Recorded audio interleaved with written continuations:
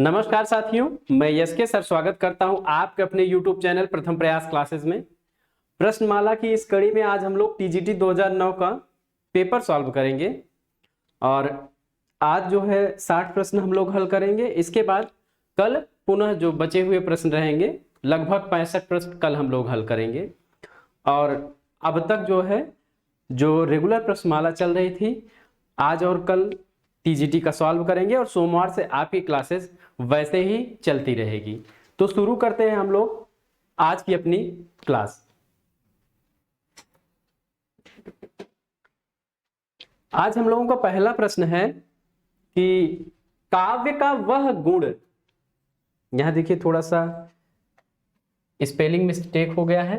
तो काव्य का वह गुण जो चित्त में तेज और स्फूर्ति का संचार करता है, कौन सा गुण कहलाता है?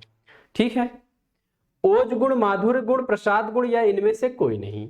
यही आपसे पूछा जा रहा है कि कौन सा गुण है जो चित्त में तेज और स्फूर्ति का संचार करता है। देखते हैं, ओज गुण, माधुर्य गुण, प्रसाद गुण या इनमें से कोई नहीं। तो साथियों इसका सही उत्तर होगा ओज गुण। क्या उत्तर होगा इसका सही? ओज गुण। आगे बढ़ते हैं। तारु रिपु रिपु घर देख के विरहिन ती अकुलाय में कौन सा काव्य दोष है? देखिए काव्य दोष का भी आपसे यहाँ पे प्रश्न पूछा गया था कि तारु रिपु रिपु घर देख के विरहिन ती अकुलाय। आपके सामने चार विकल्प हैं: च्युति संस्कृत, न्यून पदत्व, अधिक पदत्व या फिर क्लिष्टत्व दोष। ये चार विकल्प थे और इनमें से एक विकल्प का आपको चुनाव करना है। ध्यान से पढ़िए, ये प्रश्नमाला में इससे पहले हल कराया जा चुका है। बताइए आप लोग, इसका सही उत्तर होगा क्लिष्टत्व दोष। ठीक है, किसी भी पंक्ति को पढ़ करके, काव्य पंक्ति को पढ़ करके और उसका अर्थ ग्रहण करने में जब हमको कठिनाई उत्पन्न होती है तो वहां पे कौन सा दोष होता है? क्लिष्टत्व दोष। अब इसका थोड़ा अर्थ देखते हैं तो हम लोगों के समझ में बात आ जाएगी। तरु रिपु, तरु का मतलब क्या होता है? वृक्ष। तरु का मतलब वृक्ष होता है और वृक्ष का शत्रु कौन होता है? तो आग होता है। तरु रिपु यानी वृक्ष का शत्रु आग। रिपु यानी आग का शत्रु कौन होता है? तो पानी। रिपु घर, पानी का घर किसे कहते हैं? तो पानी का घर कहते हैं बादल को। ठीक, तो इसका अर्थ यहां तक निकल रहा है बादल। तरु रिप, तरु का मतलब वृक्ष, वृक्ष का शत्रु आग, आग का शत्रु क्या होगा? पानी, और पानी का घर क्या होगा? बादल। तो इसको देख करके, किसको? बादल को देख करके विरहिन ती अकुलाय, मतलब विरहिणी जो है वह व्याकुल हो रही है, यही इस काव्य पंक्ति का अर्थ हो रहा है। तो देखिए, इसको देखने पर, इसका अर्थ निकालने पर कितनी कठिनाई हो रही है, इसीलिए यहां पर क्लिष्टत्व दोष होगा। ठीक है, आप लोगों को समझ में आ गया होगा और यह बड़ा ही इंपॉर्टेंट है, कभी भी आपसे यह पूछा जा सकता है। ठीक है, एग्जाम में कभी भी आपके सामने यह आ सकता है।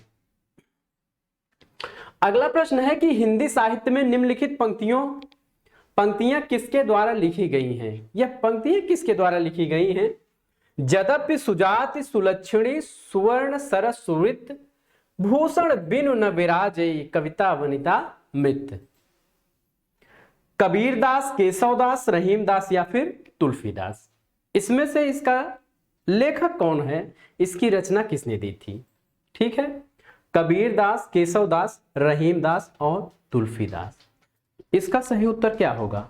तो साथियों इसका सही उत्तर होगा केशवदास। यह किसकी पंक्तियां हैं? तो यह केशवदास की पंक्तियां हैं। आगे बढ़ते हैं हम लोग। परिमल किस कवि की रचना है? मैथिली शरण गुप्त, जयशंकर प्रसाद, रामधारी सिंह दिनकर और सूर्यकांत त्रिपाठी निराला। आपसे पूछा जा रहा है कि परिमल किसकी रचना है? तो परिमल किसकी रचना है? अनामिका, परिमल, कुकुरमुत्ता, तुलसीदास, ये सब रचनाएं किसकी हैं? तो ये सब रचनाएं सूर्यकांत त्रिपाठी निराला की हैं। किसकी हैं? सूर्यकांत त्रिपाठी निराला की हैं।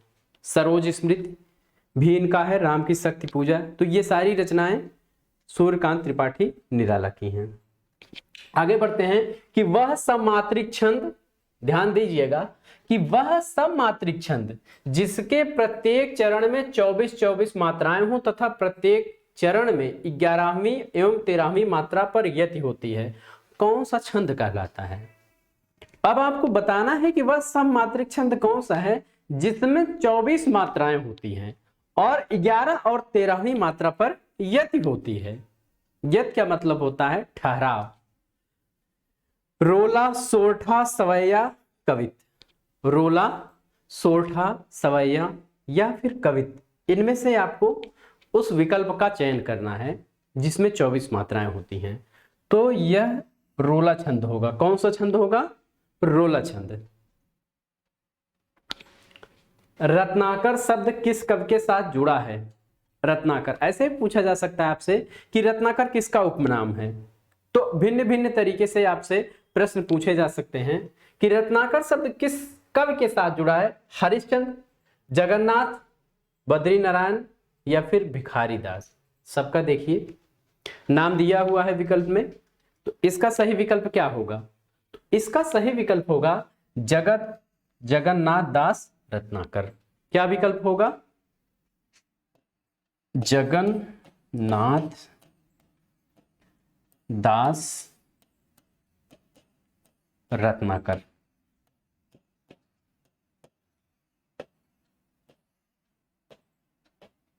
ये द्विवेदी युग के ब्रजभाषा कवि हैं। ठीक है, द्विवेदी युगीन ब्रजभाषा कवि हैं। ये प्रश्न आपसे पूछा भी जा सकता है कि द्विवेदी युगीन ब्रजभाषा कवि कौन है? तो वो हैं जगन्नाथ दास रत्नाकर और सत्यनारायण कविरत्न। आगे बढ़ते हैं कि रंग में भंग नामक काव्य कृत के रचयिता हैं। रंग में भंग जो है काव्य कृत के रचयिता कौन है? भिखारी दास, मलोक दास, मैथिली शरण गुप्त या फिर तुलसीदास। रंग में भंग किसकी काव्य कृति है? तो ये इसका सही उत्तर क्या होगा? इसका साथियों सही उत्तर होगा मैथिली शरण गुप्त। ठीक है, ये द्विवेदी युगीन कवि हैं और संपूर्ण द्विवेदी युग के ये संपूर्ण प्रतिनिधि कवि माने जाते हैं। आपसे पूछा जा सकता है कि द्विवेदी युगीन संपूर्ण प्रतिनिधि कवि कौन है? तो वो है मैथिली शरण गुप्त और इनको हरिगीतिका का बादशाह भी कहा जाता है। मार्ग के दोनों तरफ वृक्ष हैं। मार्ग के दोनों तरफ वृक्ष हैं का अनुवाद संस्कृत में है, यानी इसका संस्कृत में अनुवाद क्या होगा? मार्गम उभयतः वृक्षाः सन्ति, मार्गस्य उभयतः वृक्षाः सन्ति, मार्गस्य उभयतः वृक्षाः सन्ति या फिर मार्गे वृक्षाः सन्ति। आपको यह बताना है कि इसमें से इसका सही अनुवाद क्या है। तो इसका सही अनुवाद होगा मार्गम उभयतः वृक्षाः सन्ति। क्या होगा? मार्गम उभयतः वृक्षाः सन्ति। हाँ, एक बात और आपको बता दें कि कुछ साथी सोच रहे होंगे कि ये सर अचानक से पुराना पेपर कैसे सॉल्व कराने लगे। तो आप लोगों को मैं बता दूं कि जो प्रश्न आपसे एग्जाम में पूछे जाते हैं उसमें काफी प्रश्न जो हैं वह रिपीटेड होते हैं, यानी आए हुए प्रश्न रहते हैं पुराने एग्जाम के। यानी टीजीटी पीजीडी का जब आप एग्जाम देने जा रहे हैं उत्तर प्रदेश के, तो वहां पे कुछ प्रश्न ऐसे हो सकते हैं जो कि पुराने हो, रिपीटेड हो, और ऐसे 25 से 30% प्रश्न अवश्य आपको मिलने वाले हैं। जो प्रश्नमाला हम हल करा रहे हैं हो सकता है भूलवश वहां पे यहाँ के कुछ प्रश्न छूट जाएं, इसीलिए ये हल कराया जाता है ताकि कोई भी प्रश्न आपकी आंखों से ओझल न रह सके। आगे बढ़ते हैं हम लोग। अभिज्ञ शब्द का विलोम है भिज्ञ, सभिज्ञ, अनभिज्ञ या सुभिज्ञ। अभिज्ञ शब्द का विलोम क्या है? तो अभिज्ञ ये बताया जा चुका है आपको। इसका सही उत्तर क्या होगा? इसका सही उत्तर होगा अनभिज्ञ। ठीक है, अभिज्ञ का विलोम क्या है? अनभिज्ञ। रीतिकाल का समय था। आपसे रीतिकाल का समय पूछा जा रहा है, सीधा सीधा पूछा जा रहा है। 1050 से 1375 विक्रम संवत, 1700 से 1900 विक्रमी संवत, या 1373 से 1700 विक्रम संवत, इनमें से कोई नहीं। रीतिकाल का समय पूछा जा रहा है, विक्रम संवत में पूछा जा रहा है, तो आप मान के चलेंगे कि ये आचार्य रामचंद्र शुक्ल द्वारा जो हिंदी साहित्य का विभाजन किया गया है, काल का विभाजन किया गया है, वही पूछा जा रहा है। तो इसका सही उत्तर क्या होगा? इसका सही उत्तर क्या होगा? तो इसका सही उत्तर होगा 1700 से 1900 विक्रम संवत। क्या होगा? 1700 से 1900 विक्रमी संवत। कनक कनक ते सौगुनी मादकता अधिकाय में कौन सा अलंकार है? कनक कनक ते सौगुनी मादकता अधिकाय, इह खाए बौराय जग उपाय बौराय। तो ये पूरी लाइनें हैं। अनुप्रास, रूपक, यमक या फिर श्लेष। अनुप्रास, रूपक, यमक या फिर श्लेष। इसका सही उत्तर आप लोग बताइए, इसका सही उत्तर क्या होगा? तो साथियों इसका सही उत्तर होगा यमक अलंकार। जहां एक शब्द एक से अधिक बार आए और हर बार उसका अलग अलग अर्थ हो, यानी एक का कनक का अर्थ यहाँ पे सोना है और एक कनक का अर्थ धतूरा है। जिस प्रकार से धतूरा खाने से आदमी विक्षिप्त हो जाता है, पागल अवस्था में चला जाता है, ठीक है, पागल हो जाता है या विक्षिप्त अवस्था में, उसी प्रकार से अत्यधिक स्वर्ण की प्राप्ति होने पर भी इंसान का दिमाग नहीं काम करता है। तो एक सोने का अर्थ यहाँ पे धतूरा है और दूसरे सोने का अर्थ, दूसरे कनक का अर्थ सोना है। ठीक है, अगला प्रश्न देखते हैं हम लोग कि निम्नलिखित में से कौन सा शब्द पताका का पर्यायवाची नहीं है?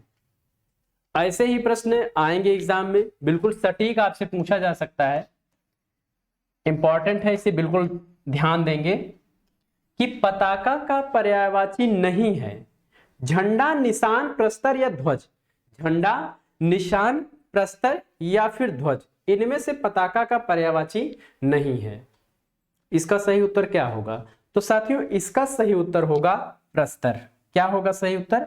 तो इसका सही उत्तर प्रस्तर होगा। क्यों होगा? क्योंकि प्रस्तर यानी पत्थर, प्रस्तर का मतलब होता है पत्थर। ध्वज, निशान और झंडा तीनों जो हैं पताका के पर्यायवाची हैं, यानी झंडा को ही ध्वज भी कहा जाता है, निशान भी कहा जाता है और पताका भी कहा जाता है। रज्जु शब्द का हिंदी में अर्थ है। रज्जु शब्द का हिंदी में अर्थ पूछा जा रहा है।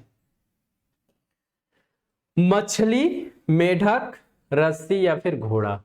मछली, मेढक, रस्सी या फिर घोड़ा। देखिए एकाध प्रश्न आपसे ऐसे संस्कृत से पूछे जा सकते हैं कि फला वस्तु को संस्कृत में क्या कहा जाता है, या फिर संस्कृत का आपके हिंदी में पूछा जा सकता है। तो रज्जु का मतलब होता है रस्सी। क्या होता है? रस्सी। जिसमें धैर्य न हो के लिए एक शब्द है, वेरी इंपॉर्टेंट। जिसमें धैर्य न हो, अधर, धरातल, अधीर, धीरता। अधर, धरातल, अधीर और धीरता। इसका सही उत्तर क्या होगा? जिसमें धैर्य न हो। तो जिसमें धैर्य न हो उसके लिए सही उत्तर होगा अधीर। क्या उत्तर होगा उसका सही? अधीर। ठीक है, आगे बढ़ते हैं हम लोग। आवरण शब्द का विलोम है आवरण। आवरण का मतलब ढका होना। ठीक है, अनावरण, आचरण, सुवर्ण, अवज्ञा। अनावरण, आचरण, सुवर्ण या फिर अवज्ञा। अब आपको आवरण का विलोम पूछा गया है, तो आवरण का विलोम होगा, क्या होगा? अनावरण होगा। ठीक है, आगे बढ़ते हैं हम लोग। आंख की किरकिरी होने का अर्थ है। आंख की किरकिरी होने का अर्थ है, क्या अर्थ है? देखते हैं। अप्रिय लगना, धोखा देना, कष्टदायक होना, बहुत प्रिय होना। आंख की किरकिरी होने का अर्थ है अप्रिय लगना, धोखा देना, कष्टदायक होना, बहुत प्रिय होना। तो आंख की किरकिरी हम लोग कहते हैं कि फला व्यक्ति जो है वह हमारे आंख की किरकिरी हो गया है, यानी क्या हो गया है? अप्रिय लग रहा है वह। अगला प्रश्न है कि भाषा की सबसे छोटी इकाई, भाषा की सबसे छोटी इकाई कौन सी है? शब्द, व्यंजन, स्वर, वर्ण। शब्द, व्यंजन, स्वर या फिर वर्ण। आपको बताना है कि भाषा की सबसे छोटी इकाई कौन सी है। तो भाषा की सबसे छोटी इकाई साथियों वर्ण होता है। क्या होता है? वर्ण होता है। अब यही प्रश्न थोड़ा सा घुमा दिया जाता कि भाषा की सबसे छोटी सार्थक इकाई कौन सी है। सबसे छोटी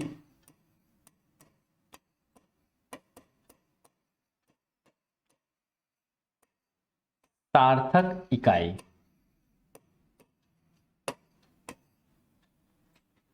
भाषा की सबसे छोटी सार्थक इकाई अगर आपसे पूछ लिया जाता तब आप उत्तर क्या देते? बताइए आप लोग कमेंट करके। तब आपका उत्तर होना चाहिए शब्द। बड़ा छोटा सा डिफरेंट है। छोटी इकाई में भाषा की सबसे छोटी इकाई जब पूछा जाएगा तो वर्ण सही उत्तर होगा। बस भाषा की सबसे छोटी सार्थक इकाई, सार्थक शब्द जब लगा दिया जाएगा तो आपका उत्तर पूरी तरीके से बदल जाएगा। आपका उत्तर हो जाएगा शब्द। इसे बिल्कुल बारीकी से आप लोग ध्यान दीजिएगा। आगे हम लोग बढ़ रहे हैं। नारी विमर्श पर लिखने वाली पहली महिला लेखिका। नारी विमर्श पर लिखने वाली महादेवी वर्मा, बंग महिला, शिवानी, सुभद्रा कुमारी चौहान। नारी विमर्श पर लिखने वाली पहली महिला। तो इसका उत्तर आप लोग दीजिए कि इसका सही उत्तर क्या होगा। जल्दी से आप लोग कमेंट करके बताएं कि इसका सही उत्तर क्या हो सकता है। तो साथियों इसका सही उत्तर होगा महादेवी वर्मा। कहीं कहीं पे बंग महिला आपको मिल सकता है तो परेशान मत होइएगा, सही उत्तर महादेवी वर्मा ही होगा। ठीक है, आगे बढ़ते हैं हम लोग। सही युग्म चुनिए। पहला विकल्प है पश्चिमी हिंदी खड़ी बोली या कौरवी, बिहारी हिंदी मारवाड़ी, पूर्वी हिंदी गढ़वाली, पहाड़ी हिंदी बघेली। तो आपको सही विकल्प का चुनाव करना है कि कौन सा युग्म सुमेलित है, कौन सा युग्म सही है। तो जल्दी आप लोग बताएं इसमें सही उत्तर क्या होगा। इसका सही उत्तर होगा पश्चिमी हिंदी खड़ी बोली। ठीक है, यही सही उत्तर होगा। बिहारी हिंदी में भोजपुरी आता है। ठीक है, पूर्वी हिंदी में अवधी बघेली छत्तीसगढ़ी। इनमें से बिहारी हिंदी का रूप नहीं है। तो देखिए मगही, मैथिली, भोजपुरी जो है, अवधी, ये 4 विकल्प आपको दिए गए हैं। आपसे पूछा जा रहा है कि इनमें बिहारी हिंदी का रूप नहीं है तो कौन सा सही उत्तर होगा। अवधी जो है बी विकल्प सही होगा। यह पूर्वी हिंदी का रूप है। ठीक है, अवधी बघेली छत्तीसगढ़ी जो 3 भाषाएं हैं ये किससे संबंधित हैं? तो पूर्वी हिंदी से। बिहारी हिंदी की जो बोलियां हैं वह कौन सी है? भोजपुरी, मगही और मैथिली। अगला प्रश्न है कि हिंदी की श ध्वनि है मूर्धन्य, तालव्य, दंत्य, ओष्ठ। मूर्धन्य, तालव्य, दंत्य और ओष्ठ। अब वो बचपन वाली आदतें आप लोग छोड़ देंगे कि स, ख, स, सलजम वाला स, सरौता वाला स। अब इस तरीके से आप पढ़ा करिए कि स ध्वनि है तो स ध्वनि कौन से होगा? तालव्य। ठीक है, ये कौन सा स है? तो ये मूर्धन स है। और दंत स, अब से आप ध्यान देंगे कि तालव्य स, मूर्धन्य स और दंत स। ठीक, आगे बढ़ते हैं हम लोग। सही युग्म का चयन करिए। सही युग्म का चयन करिए। कुछ यात्रा वृत्तांत दिए गए हैं यहाँ पे। अब इसमें सही युग्म का चयन करना है। भगवत शरण उपाध्याय विलायत यात्रा, देवेंद्र सत्यार्थी तूफानों के बीच, रामवृक्ष बेनपुरी हिमालय यात्रा, मोहन राकेश आखिरी चट्टान तक। इन चारों विकल्पों में आपको बताना है कि सही सुमेलित कौन सा है। इसमें सही सुमेलित कौन सा है? तो साथियों इसमें अगर हम सही सुमेलित की बात करें तो मोहन राकेश ने आखिरी चट्टान तक यात्रा वृत्तांत लिखा है। और एक और महत्वपूर्ण बात है कि इसमें जो है दक्षिण दक्षिण भारत की यात्रा का वर्णन है। किसका वर्णन है? दक्षिण भारत की यात्रा। आखिरी चट्टान तक मोहन राकेश का यात्रा वृत्तांत है और इसमें दक्षिण भारत की यात्रा का वर्णन है। भगवत शरण उपाध्याय ने क्या लिखा है, थोड़ा देख लेते हैं, इंपॉर्टेंट है। कलकत्ता से पेकिंग, कलकत्ता से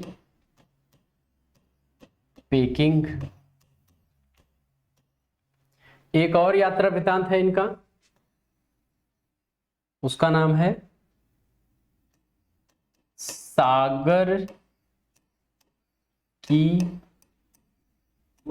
सागर की लहरों पर। तो ये दो महत्वपूर्ण यात्रा वृत्तांत है इनके, सागर की लहरों पर और कलकत्ता से पेकिंग। देवेंद्र सत्यार्थी का तूफानों के बीच नहीं है, तूफानों के बीच देवेंद्र सत्यार्थी का है धरती गाती है, धरती गाती। तूफानों के बीच रांगेर राघव का है। किसका है? रांगेर राघव का है। रामवृक्ष बेनपुरी का हिमालय यात्रा नहीं है। इनका कौन सा है? तो इनका है पैरों में पंख बांधकर, पैरों में पंख बांध कर, पैरों में पंख बांधकर और उड़ते चलो उड़ते चलो, उड़ते चलो उड़ते चलो। ठीक है, फिर से देखते हैं। भगवत शरण उपाध्याय ने लिखा सागर की लहरों पर कलकत्ता से पेकिंग, दो यात्रा वृत्तांत इनके महत्वपूर्ण है। देवेंद्र सत्यार्थी ने क्या लिखा? देवेंद्र सत्यार्थी ने लिखा धरती गाती है। रामवृक्ष बेनपुरी ने लिखा पैरों में पंख बांधकर उड़ते चलो उड़ते चलो। हो सकता है थोड़ा सा यहाँ पे ज्यादा कटपिट है, तो सुनिए ध्यान से। मोहन राकेश ने क्या लिखा आखिरी चट्टान पे, और हमारा यही उत्तर था। इसमें दक्षिण भारत की यात्रा का वर्णन है, यह महत्वपूर्ण बात है। ठीक है, अगला प्रश्न हम लोग देखते हैं कि सूची 1 का मिलान सूची 2 से कीजिए। नीचे दिए गए कूट का उपयोग करते हुए उत्तर का चयन करिए। दरअसल यह प्रश्न बड़ा है इसलिए छोटे फॉन्ट में है, यह ध्यान से देखिएगा। सूरदास, बीजक, जगन्नाथ दास, लोकायतन, कबीर, सूरसागर और सुमित्रा नंदन पद, उद्धव शतक। अब इसमें आपको मिलान करना है। नीचे 4 विकल्प दिए गए हैं, तो हम लोग यहीं से मिलान करना शुरू करते हैं, देखते हैं कौन सा विकल्प सही होता है। तो सूरदास ने क्या लिखा है? सूरसागर लिखा है। जगन्नाथ दास रत्नाकर क्या लिखा? उद्धव शतक लिखा है। कबीर, तो कबीर का ग्रंथ क्या है? बीजक है। सुमित्रानंदन पंत, लोकायतन। तो सही विकल्प क्या होगा? इसका सही विकल्प ए होगा। ठीक है, सही विकल्प क्या है? ए है। अगला प्रश्न है, रमा शब्द के रूप की सप्तमी विभक्ति के बहुवचन में होगा। सप्तमी विभक्ति के बहुवचन में होगा। सप्तमी विभक्ति का बहुवचन किसी भी शब्द का रूप लगभग मिलता जुलता रहता है। ठीक है, तो रमा शब्द के रूप की सप्तमी विभक्ति में बहुवचन क्या होगा? रमासु रामाणाम रमयोः रमायाम, रमासु रामाणाम रमयोः या फिर रामायाम। इसका सही उत्तर क्या है? तो साथियों इसका सही उत्तर होगा, क्या होगा इसका सही उत्तर? रमासु होगा। क्या होगा? रमासु इसका सही उत्तर ही होगा। अगला प्रश्न है कि अस्मद शब्द के तृतीया विभक्ति के रूप है। अस्मद शब्द के तृतीय विभक्ति के रूप क्या है? अहम आवाम वयम, मया आवाभ्याम अस्माभिः, मत आवाभ्याम अस्मत्, गम मम आवयोः अस्माकम। ये इतने विकल्प दिए गए हैं, इसमें आपको चयन करना है। एक बात और बता दें आप लोगों को, रूप, शब्द रूप और धातु रूप से आप लोग बचते आए हैं, बचना चाहते हैं कभी साथी, लेकिन ध्यान रहे शुरू से ही टीजीटी पीजीटी के पेपर में शब्द रूप और धातु रूप के प्रश्न पूछे जाते रहे हैं। हो सकता है 1 वर्ष में कभी कम पूछे गए हों, तो इसको आप लोग याद करिए, बचने की कोशिश मत करिए। तो अस्मत् शब्द के तृतीय विभक्ति के रूप कौन कौन से हैं? मया, आवाभ्याम और अस्माभि। मया, आवाभ्याम और अस्माभि। अगला प्रश्न है कि जयशंकर प्रसाद की कामायनी की भाषा क्या है? अब आपसे कामायनी की भाषा पूछ ली गई है, ठीक है। सधुकड़ी, अवधि, ब्रज भाषा, खड़ी बोली। सधुकड़ी, अवधि, ब्रज भाषा या फिर खड़ी बोली, इसमें आपको चयन करना है कि कामायनी की भाषा है। तो साथियों, कामायनी की भाषा क्या है? कामायनी की भाषा खड़ी बोली है, ठीक है। क्या है कामायनी की भाषा? खड़ी बोली। आगे बढ़ते हैं। समय के से आरोही क्रम में कौन सी रचना पहले आई? समय से आरोही क्रम में कौन सी रचना पहले आई? आप सभी हिंदी के विद्यार्थी हैं। आरोही का मतलब होता है बढ़ते क्रम में और अवरोही का मतलब होता है घटते क्रम में। अंधेर नगरी, त्यागपत्र, आत्मनेपद, तुम चंदन हम पानी, इन रचनाओं में से अब आपको सबसे पहले देखिए, टीजीटी में जो है समय से पूछ लिया गया है और समय भी नहीं दिया गया है। देखते हैं पहले सबका समय। तो अंधेर नगरी का जो समय है वह है 1881। 1881 ईस्वी। रचना किसकी है? तो भारतेंदु हरिश्चंद्र की है। भारतेंदु हरिश्चंद्र की है रचना, ठीक है। त्यागपत्र किसका है? तो त्यागपत्र जैनेन्द्र का है। इसका रचना वर्ष क्या है? इसका रचना वर्ष है 1937 ईस्वी। 1937 ईस्वी, जैनेन्द्र।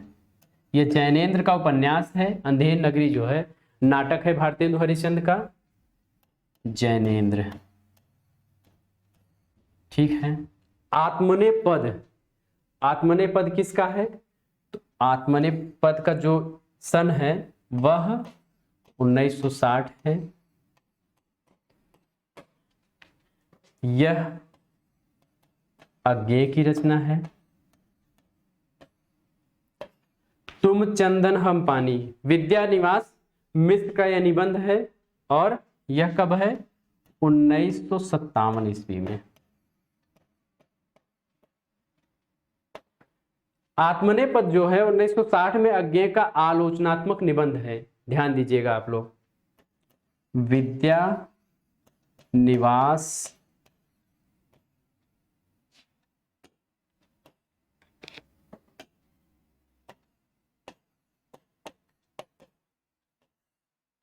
मिश्र। फिर से एक बार देखते हैं। अंधेर नगरी नाटक 1881 में भारतेंदु हरिश्चंद्र, और यही आपका सही उत्तर होगा। क्या होगा? यही आपका सही उत्तर होगा। अंधेर नगरी 1881 भारतेंदु हरिश्चंद्र का नाटक है। त्यागपत्र उपन्यास है 1937 में जैनेन्द्र का, ठीक है। उसके बाद आ रहा है आत्मनेपद जो है 1960 ईस्वी में अज्ञेय का जो है आलोचनात्मक निबंध है, और तुम चंदन हम पानी यह 1957 ईस्वी में विद्यानिवास मिश्र का निबंध है। आगे बढ़ते हैं हम लोग। हिंदी अपने जन्म से ही ब्रजभाषा की प्रवृत्ति के साथ खड़ी बोली की प्रवृत्ति को लिए आई थी। ब्रजभाषा के हाथ में हाथ दिए खड़ी बोली उतरी।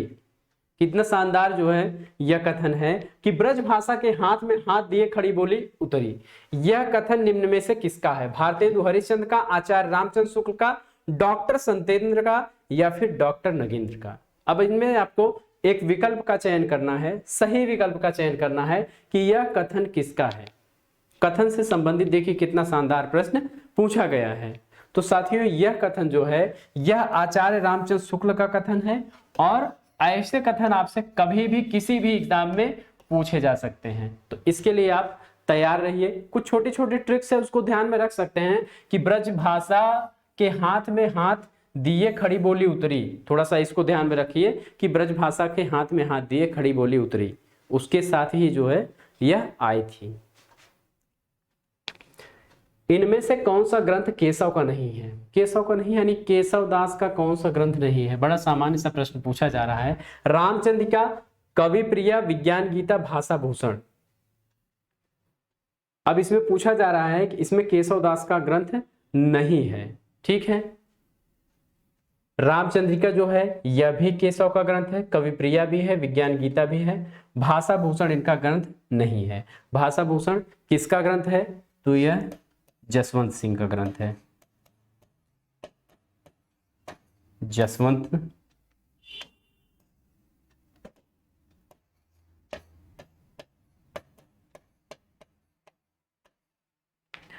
कौन है? राजा जसवंत सिंह जो हैं इसके रचनाकार हैं। आगे बढ़ते हैं। आचार्य रामचंद्र शुक्ल ने हिंदी साहित्य का इतिहास के आधुनिक गद्य साहित्य परंपरा का प्रवर्तन के अंतर्गत प्रथम उत्थान की कालावधि निर्धारित की है। हमारा प्रश्न यहीं से है कि प्रथम उत्थान की जो कालावधि है उसको उन्होंने क्या निर्धारित किया है। ठीक है, क्या निर्धारित किया है? संवत 1900 से 1950 विक्रमी तक, या फिर संवत 1925 से 1950 विक्रमी तक, या संवत 1925 से 1975 विक्रमी तक, या संवत 1900 से 1925 विक्रमी तक। अब इसमें आपको सही विकल्प का चयन करना है कि प्रथम उत्थान की कालावधि क्या निर्धारित की। तो साथियों ध्यान रहे, शुक्ल जी ने जो प्रथम उत्थान की कालावधि निर्धारित की है वह है 1925 से 1950 विक्रमी संवत तक। ठीक है, 1950 से 1975 तक द्वितीय उत्थान उन्होंने माना है। आगे बढ़ते हैं हम लोग। वैदेही वनवास नामक काव्य लिखा है। बड़ा सरल सा प्रश्न है कि वैदेही वनवास नामक काव्य लिखा किसने लिखा है? देव ने लिखा, अयोध्या सिंह उपाध्याय, बद्री नारायण चौधरी, या फिर भारतेंदु हरिश्चंद्र? किसने जो है वैदेही वनवास काव्य लिखा है? तो इसका सही उत्तर आप लोग बताइए। इसका सही उत्तर क्या होगा? इसका सही उत्तर साथियों होगा अयोध्या सिंह उपाध्याय हरिऔध। ठीक है, अगला प्रश्न देखते हैं हम लोग। वीरांगना नामक उपन्यास के रचयिता है। वीरांगना उपन्यास किसका है? जयशंकर प्रसाद, राम नरेश त्रिपाठी, जगन्नाथ, या फिर रामधारी सिंह? अब इसमें वीरांगना आपसे पूछा जा रहा है। जगन्नाथ का मतलब जगन्नाथ दास रत्नाकर, और रामधारी सिंह दिनकर, पूरा इनका नाम है, राम नरेश त्रिपाठी, जयशंकर प्रसाद। तो वीरांगना किसका उपन्यास है? तो वीरांगना आपसे उपन्यास जब पूछा गया, सही उत्तर है राम नरेश त्रिपाठी। इसका सही उत्तर क्या होगा? राम नरेश त्रिपाठी। अगला प्रश्न है कि उत्साह शब्द का विशेषण है। उत्साह शब्द का विशेषण क्या है? उत्साह, उत्साहित, उत्साह, उत्साही। ठीक है, उत्साह शब्द का विशेषण पूछा जा रहा है। ठीक, अब आपको बताना है कि इसका विशेषण क्या है। तो इसका विशेषण क्या होगा? इसका विशेषण होगा उत्साहित। ठीक है, यही इसका विशेषण है। आगे बढ़ते हैं। मोहन से चला नहीं जाता।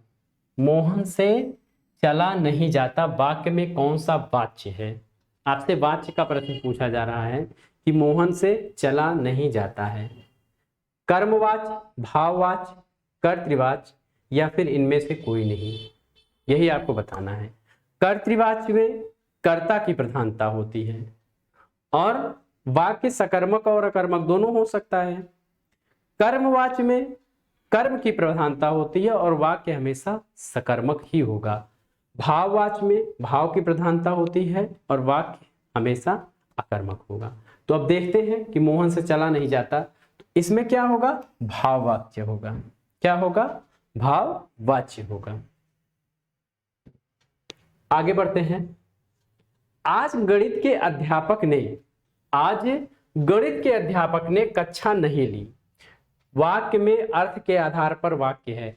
अर्थ के आधार पे साथियों आपको मैंने बताया है कि वाक्य 8 प्रकार के होते हैं। कितने प्रकार के होते हैं? 8 प्रकार के। अब उन्हीं 8 प्रकारों में से 4 आपके सामने विकल्प में दिए गए हैं। आज्ञावाचक वाक्य, निषेधवाचक वाक्य, प्रश्नवाचक वाक्य, या फिर इच्छावाचक वाक्य। जहां पर आज्ञा दी जाए वहां आज्ञावाचक होता है, और जहां पे निषेध किया जाए, तो देखिए यहां निषेध किया जा रहा है कि अध्यापक ने आज कक्षा नहीं ली, तो यहां निषेधवाचक वाक्य है। ठीक है, जहां प्रश्न पूछा जाए वहां प्रश्नवाचक वाक्य हो जाएगा, जहां पे इच्छा व्यक्त की जाए वहां इच्छावाचक वाक्य है। अगला प्रश्न है कि महाकवि कालिदास किस अलंकार के लिए प्रसिद्ध हैं? महाकवि कालिदास किस अलंकार के लिए प्रसिद्ध हैं? उपमा, श्लेष, रूपक, उत्प्रेक्षा। उपमा, श्लेष, रूपक या फिर उत्प्रेक्षा। तो साथियों ध्यान रखिएगा कि कालिदास जो हैं वह उपमा के लिए प्रसिद्ध हैं, और इसी के साथ यह प्रश्न भी बड़ा प्रसिद्ध है कि महाकवि कालिदास किस अलंकार के लिए प्रसिद्ध हैं। तो ऐसे प्रश्न बिल्कुल आपके ब्लड में होने चाहिए और आपको तुरंत इसका उत्तर आना चाहिए। अगला प्रश्न है कि निम्नलिखित शब्दों में से हनुमान का पर्यायवाची शब्द नहीं है। हनुमान का मतलब हनुमान जी हैं, ठीक है। देखते हैं, पूछा जा रहा है कि हनुमान का शब्द का पर्यायवाची नहीं है। बड़ा शानदार प्रश्न है, इंपॉर्टेंट भी है। राम भक्त, पवन सुत, बजरंगबली या फिर कपीश्वर। राम भक्त, पवन सुत, बजरंगबली या फिर कपीश्वर, इसका सही उत्तर दीजिए। इसका सही उत्तर क्या होगा? इसका सही उत्तर होगा राम भक्त। देखिए, हनुमान जी को कपीश्वर भी कहा जाता है, बजरंगबली भी कहा जाता है और पवन सुत भी कहा जाता है। पवन पुत्र माने जाते हैं हनुमान जी। राम भक्त, राम जो राम की भक्ति करे, प्रभु राम की जो भक्ति करे वही राम भक्त है। राम भक्त कोई भी हो सकता है, ठीक है। तो राम भक्त इनका पर्यायवाची नहीं है। आगे बढ़ते हैं हम लोग। प्रेरणा नामक कहानी रचित है। प्रेरणा किसकी कहानी है? नगेंद्र द्वारा, हजारी प्रसाद द्विवेदी द्वारा, जयशंकर प्रसाद द्वारा, प्रेमचंद द्वारा। देखिए कितना बढ़िया विकल्प रखा गया है कि प्रेरणा कहानी रचित है। किसने रचना की है प्रेरणा कहानी की? तो प्रेरणा कहानी जो है यह प्रेमचंद का है। किसका है? प्रेमचंद का है। इंपॉर्टेंट है और इसको सब लोग ध्यान में रखेंगे। आगे देखते हैं हम लोग। धूमिल को किस काव्यकृत पर साहित्य अकादमी पुरस्कार मिला है? धूमिल, इनका पूरा नाम क्या है? तो इनका पूरा नाम भी पूछा गया है कि धूमिल का पूरा नाम क्या है। इनका पूरा नाम था सुदामा पांडे, ठीक है। सुदामा पांडे धूमिल। अब पूछा जा रहा है कि साहित्य अकादमी पुरस्कार किस रचना के लिए मिला? कल सुनना मुझे, सुदामा पांडे का प्रजातंत्र, संसद से सड़क तक, किसी पर भी नहीं, ठीक है। ध्यान रखिएगा, कल सुनना मुझे, सुदामा पांडे का प्रजातंत्र, संसद से सड़क तक, ये तीनों जो रचनाएं हैं, काव्य हैं, ये तीनों रचनाएं धूमिल की ही हैं, ठीक है। अब इसमें किस पर मिला था इनको? तो कल सुनना मुझे, इसी रचना पर इनको क्या मिला था? साहित्य अकादमी पुरस्कार। और गलती से कहीं कहीं सुदामा पांडे का प्रजातंत्र दिया हुआ है, उसे आप ध्यान नहीं देंगे। आगे बढ़िए। बिहारी सत्सई में दोहे हैं। कितने दोहे हैं? 500, 718, 719, 717। 500 दोहे हैं, 718 हैं, 719 हैं, 717 हैं। तो बिहारी सत्सई में कितने दोहे हैं? तो बिहारी सत्सई में कितने दोहे हैं? 719 दोहे हैं, ठीक है। थोड़ा विवादित है तो इसमें परेशान ना होंगे। सबसे नजदीकी यही विकल्प मिल रहा है 719, तो यही सही उत्तर होगा इसका। मेवाती किस उपभाषा वर्ग की बोली है? पूर्वी हिंदी, राजस्थानी हिंदी, बिहारी हिंदी, पहाड़ी हिंदी। मेवाती किस उपवर्ग की बोली है? तो यह किसमें है? किस उपभाषा की बोली है, यही आपको बताना है। इसका सही उत्तर क्या होगा साथियों? तो इसका सही उत्तर होगा राजस्थानी, ठीक है। जयपुरी, मारवाड़ी, मेवाती, मालवी, ये चार जो है प्रमुख बोलियां किसकी हैं? तो चार प्रमुख बोलियां राजस्थानी हिंदी की हैं। फिर से देखते हैं, जयपुरी, मारवाड़ी, मेवाती और मालवी, ठीक है। आगे बढ़ते हैं हम लोग। निम्नलिखित में से कर्मधारय समास किसमें है? किसमें कर्मधारय समास है, यही आपसे पूछा जा रहा है। कर्मधारय समास। चक्रपाण, चतुर्युगम, नीलोत्पलम, माता पिता। तो कर्मधारय समास किसमें है, यही आपको बताना है। जल्दी से आप लोग अपने कमेंट में उत्तर बताएं। इसका सही उत्तर क्या होगा? इसका सही उत्तर होगा नीलोत्पलम। थोड़ा इसकी व्याख्या करते हैं हम लोग। नीलम और उत्पलम, नीलम उत्पलम। और यहां पे कर्मधारय कैसे हो रहा है, तो यहां विशेष्य और विशेषण का संबंध है। इसमें विशेषण और विशेष्य का संबंध, विशेष्य का संबंध है। विशेषण और विशेष्य का संबंध जहां होता है वहां पर भी कर्मधारय समास होता है। नीलम उत्पलम, यानी कि कमल कैसा है, नीला है। ठीक है, अगला प्रश्न देखते हैं कि गौशाला शब्द में कौन सा समास है। गौशाला शब्द में कौन सा समास है, बड़ा सरल प्रश्न है। तत्पुरुष, द्वंद्व, कर्मधारय या फिर द्विगु।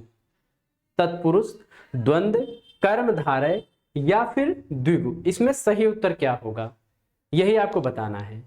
इसका सही उत्तर होगा साथियों तत्पुरुष समास। गो के लिए शाला, ठीक है, गो यानी गाय, जानवर, यहाँ पे गाय का अर्थ न लेके संपूर्ण जो है जो पशु होते हैं उसका अर्थ लिया जाएगा।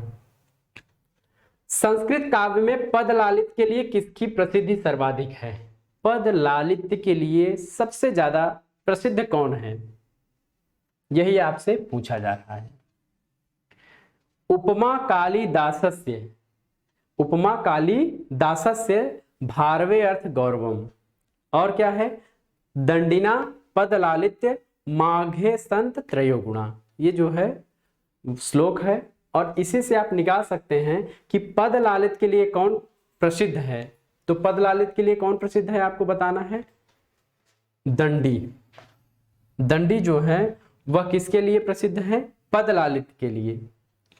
कालिदास किसके लिए प्रसिद्ध है, उपमा के लिए प्रसिद्ध है। भारवी अर्थ गौरव के लिए प्रसिद्ध है, अर्थ गौरव, और माघ में ये तीनों गुण हैं। ठीक है,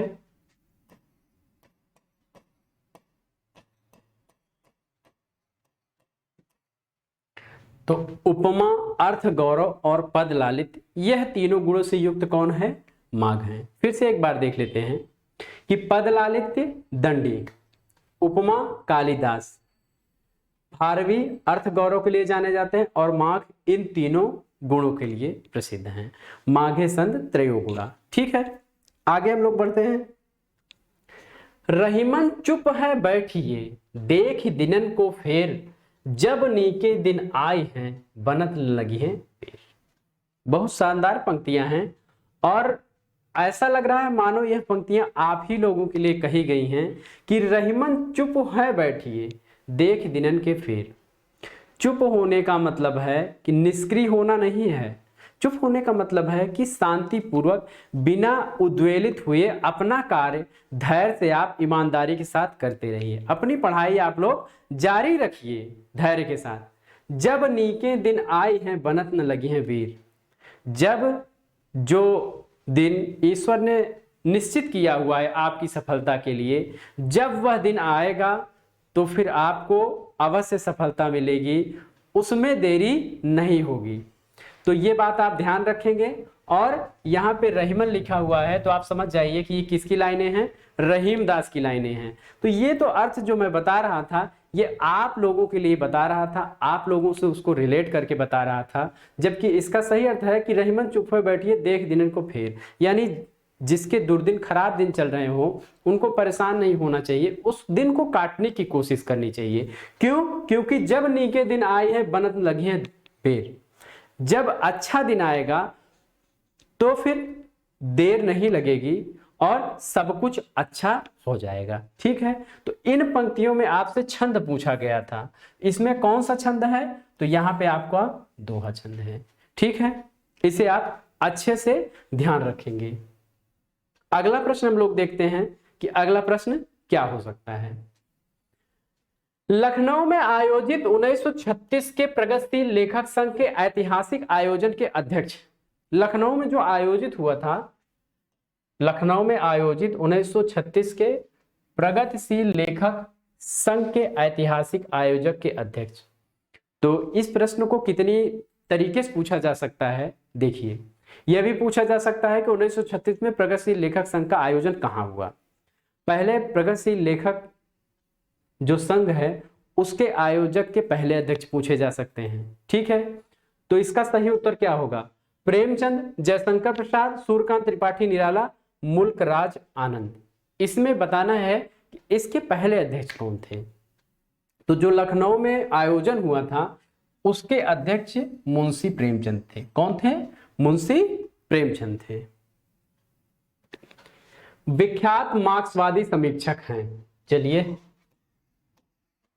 वेरी इंपॉर्टेंट, कितना महत्वपूर्ण प्रश्न है। जब मैं प्रश्न को आधा पढ़कर इंपॉर्टेंट लगा दूं, आप समझ सकते हैं कि वह कितना महत्वपूर्ण हो सकता है।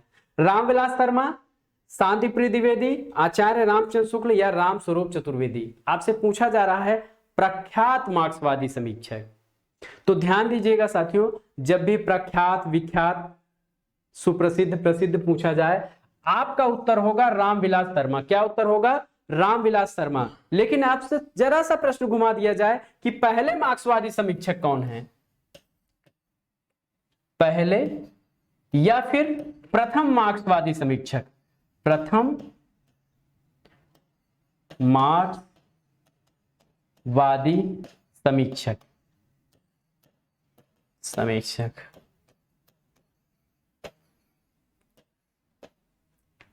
किसी भी रचना में, विधा में इस तरीके के प्रश्न पूछे जाते हैं कि पहले कौन है या प्रसिद्ध कौन है।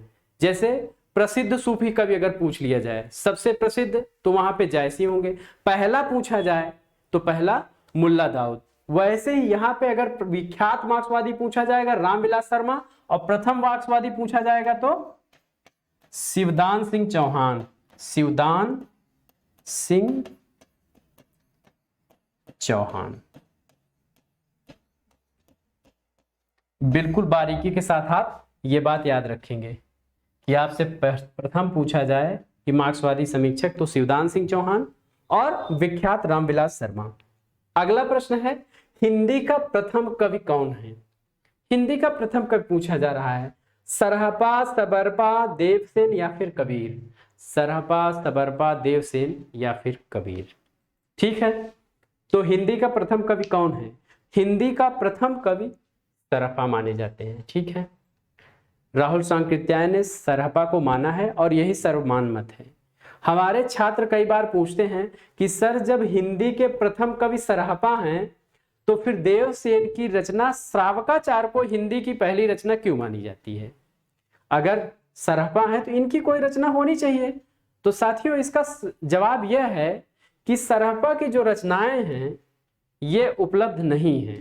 उसकी जगह पे देवसेन की जो रचना श्रावकाचार्य है वही सबसे पुरानी हमारे पास उपलब्ध है हिंदी में।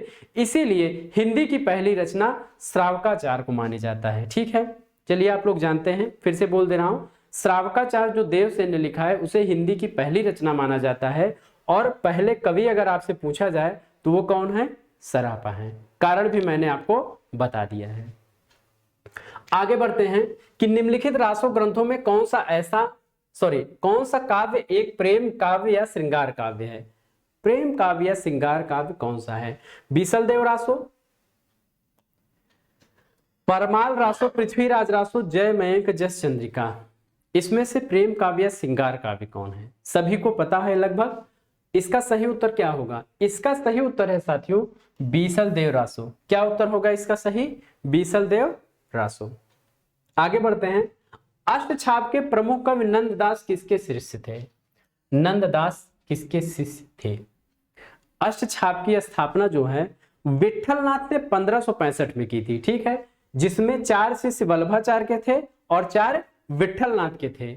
अब नंददास आपसे पूछा जा रहा है कि नंददास किसके शिष्य थे? तो नंददास किसके शिष्य थे? यह विठलनाथ के शिष्य थे। ठीक है, विठलनाथ के शिष्य थे। इसकी ट्रिक्स भी मैंने बताई हुई है, आप लोग जरूर ट्रिक्स देख लीजिएगा। वहां से आसानी से 8 कवियों का, 8 अष्टछाप कवियों का क्रम आपको याद हो जाएगा। अगला प्रश्न है कि विद्यापति ने कुल कितने ग्रंथों की रचना की? 10, 12, 16 या 14? विद्यापति ने कितने ग्रंथों की रचना की थी, यही आपसे पूछा जा रहा है। 10 ग्रंथ, 12 या 16 या 14। तो जो अभी तक मान्य मत आया है तो उसके अनुसार इन्होंने 14 ग्रंथों की रचना की है। कितने ग्रंथों की? 14। ठीक है, अगला प्रश्न देखते हैं। आपका बंटी उपन्यास की लेखिका हैं। आपका बंटी मृदुला गर्ग, कृष्णा सोबती, उषा प्रेमवदा, मन्नू भंडारी। आपका बंटी उपन्यास पूछा जा रहा है कि यह किसका उपन्यास है। बड़ा महत्वपूर्ण उपन्यास है, आप सभी लोग जानते हैं। हायर एजुकेशन के सिलेबस में भी यह लगा हुआ है आपका बंटी। तो आप लोग जो साथी हायर एजुकेशन से जुड़े हुए हैं और असिस्टेंट प्रोफेसर का एग्जाम दे रहे हैं, वो लोग इसको पढ़ें, बड़ा ही अच्छा उपन्यास है ये। ठीक, मृदुला गर्ग, कृष्णा सोबती, उषा प्रेमवदा, मन्नू भंडारी। इसका सही उत्तर क्या है? इसका सही उत्तर है मन्नू भंडारी। आपका बंटी किसका उपन्यास है? मन्नू भंडारी का है, और यह बाल मनोविज्ञान पर केंद्रित है। बाल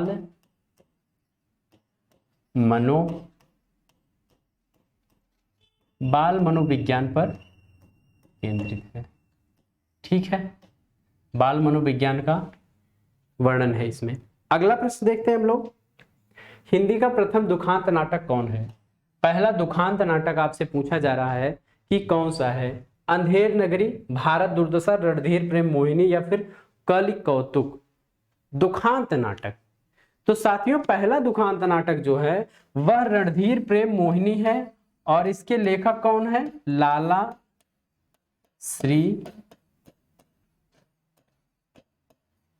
लाला श्रीनिवास दास इसके लेखक हैं। लाला श्रीनिवास दास के बारे में जानते ही आप लोग। हिंदी का पहला जो उपन्यास परीक्षा गुरु है उसकी भी रचना इन्होंने लाला श्रीनिवास दास ने ही की थी। आगे बढ़ते हैं कि ध्रुव स्वामिनी नाटक की रचना किसने की है? ध्रुव स्वामिनी नाटक की रचना किसने की है? भारतेंदु हरिश्चंद्र, प्रताप नारायण मिश्र, हरिकृष्ण जौहर या जयशंकर प्रसाद। ध्रुव स्वामिनी नाटक आपसे पूछा जा रहा है। सीधे सीधे भी पूछा जा सकता है कि इन निम्नलिखित विकल्पों में से ध्रुव स्वामिनी किसका नाटक है। ठीक है, तो ध्रुव स्वामिनी नाटक जब भी आपसे पूछा जाएगा आपका उत्तर होगा जयशंकर प्रसाद। ठीक, अगला प्रश्न हम लोग देखते हैं, और यही इनका अंतिम नाटक भी था, ध्रुव स्वामिनी। अगला प्रश्न देखते हैं।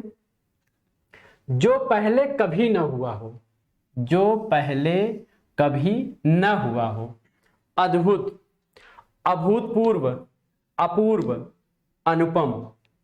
जो पहले कभी ना हुआ हो, इसके लिए आपको एक शब्द चुनाव करना है, और वह शब्द सही विकल्प कौन सा है? तो सही विकल्प इसका साथियों होगा अभूतपूर्व।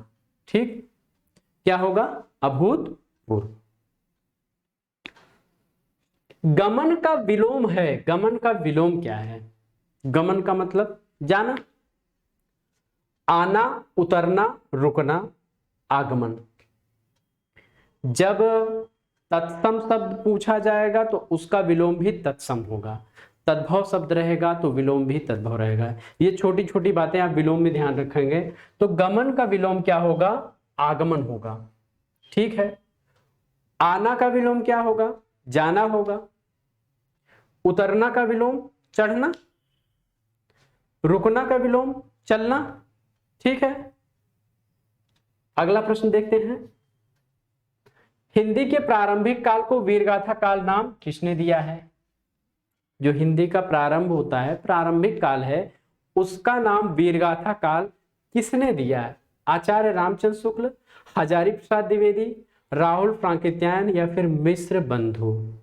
ठीक है, तो आचार्य रामचंद्र शुक्ल ने वीरगाथा काल नाम दिया था। क्या नाम दिया था? वीरगाथा काल। हजारी प्रसाद द्विवेदी जी ने क्या नाम दिया? इन्होंने आदिकाल नाम दिया था। आदिकाल। राहुल सांकीत्यायन ने सिद्ध सामंत काल नाम दिया। सिद्ध सामंत काल। मिश्र बंधु ने क्या नाम दिया? आरंभिक काल नाम दिया। आरंभिक काल। आरंभिक काल प्रारंभिक काल में बड़ा विवाद हो गया है, बड़ा कंफ्यूजन है, तो ध्यान दीजिएगा। मिस्र बंधु आरंभिक काल, गणपति चंद्रगुप्त प्रारंभिक काल। चलिए क्लियर कर देते हैं। गणपति चंद्रगुप्त, इन्होंने क्या नाम दिया? इन्होंने नाम दिया प्रारंभिक काल। प्रारंभिक काल। आरंभिक का मतलब होता है कि कोई काम जीरो लेवल से स्टार्ट करना, बिल्कुल जीरो लेवल से। और प्रारंभिक काम काल होता है, प्रारंभ करने का मतलब होता है कोई काम रुका हुआ हो, फिर से उसको शुरू करना, तो उसको प्रारंभ कहते हैं। और आरंभ का मतलब होता है कोई काम बिल्कुल जीरो लेवल से स्टार्ट करना। ठीक है, आगे बढ़ते हैं हम लोग। मिस्र बंधु विनोद नामक हिंदी साहित्य के इतिहास लेखकों के नाम हैं। तो आप लोगों ने बिल्कुल पढ़ रखा है कि मिस्र बंधु विनोद की रचना किसने की? तो मिस्र बंधु विनोद की रचना की थी मिस्र बंधु ने। मिस्र, जब बंधु शब्द का नाम लिया जाए तो आप समझ लीजिए कि फिर वो भाई होंगे। तो इसमें आपसे पूछा जा रहा है वो तीन भाई कौन थे? श्याम बिहारी मिश्र, सुखदेव बिहारी मिश्र, राम बिहारी मिश्र, गणेश बिहारी मिश्र, श्याम बिहारी मिश्र, सुखदेव बिहारी मिश्र। सी विकल्प है गणेश बिहारी, श्याम बिहारी, राम बिहारी, या डी गणेश बिहारी, सुखदेव बिहारी, राम बिहारी। हाँ, एक नया प्रश्न भी आपसे बनाया जा सकता है कि मिश्र बंधुओं में कितने लेखक शामिल थे। भाई प्रश्न को घुमाया जा सकता है और अलग अलग विकल्प दिए जा सकते हैं, 2, 3, 5, 4। तो ध्यान रखिएगा इसमें 3 लेखक शामिल थे। और वो कौन कौन थे? गणेश बिहारी, श्याम बिहारी और सुखदेव बिहारी। गणेश बिहारी मिश्र, श्याम बिहारी मिश्र और सुखदेव बिहारी। तो थोड़ा सा इसको याद रख सकते हैं। गस्तु एक छोटा सा ट्रिक भी बना सकते हैं। ग से गणेश, आधा स जो आपका हो रहा है उससे श्याम बिहारी मिश्र और सुखदेव बिहारी मिश्र।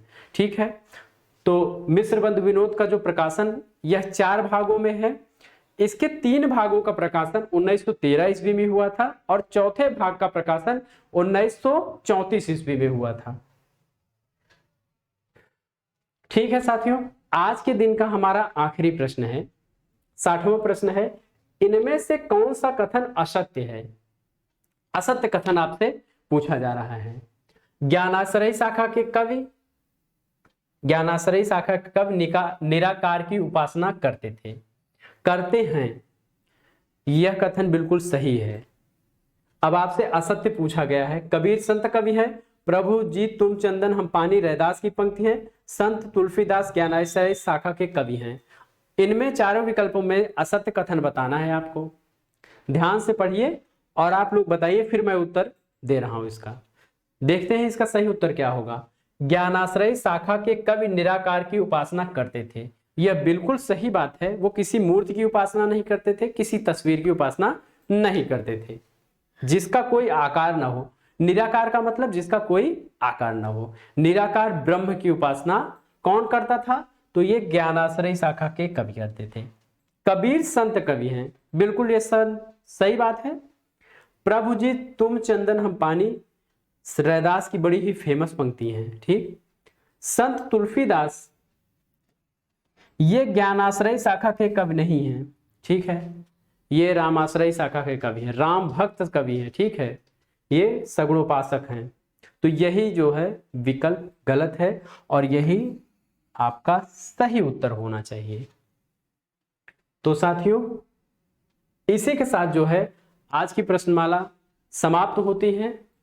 आप लोगों को क्लास कैसी लग रही है ये कमेंट करके जरूर आप लोग बताइएगा।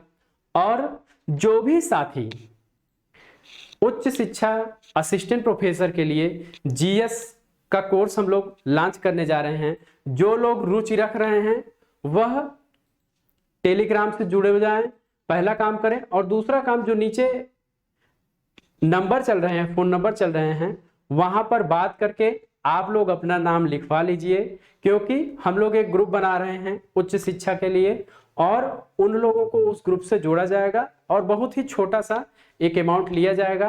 क्योंकि जो टीचर आ रहे हैं, बाहर से हायर किया जा रहा है टीचर को, तो उनको भी कुछ हमें शुल्क देना होगा। ठीक है। तो जो भी उच्च शिक्षा का एग्जाम दे रहे हैं, assistant professor, UP assistant professor का एग्जाम दे रहे हैं, वह जो है हमारे जीएस का जो प्रैक्टिस सेट स्टार्ट हो रहा है उसका लाभ वो ले सकते हैं। तो इसी सूचना के साथ आज की इस क्लास मैं समाप्त करता हूं। बहुत बहुत धन्यवाद साथियों।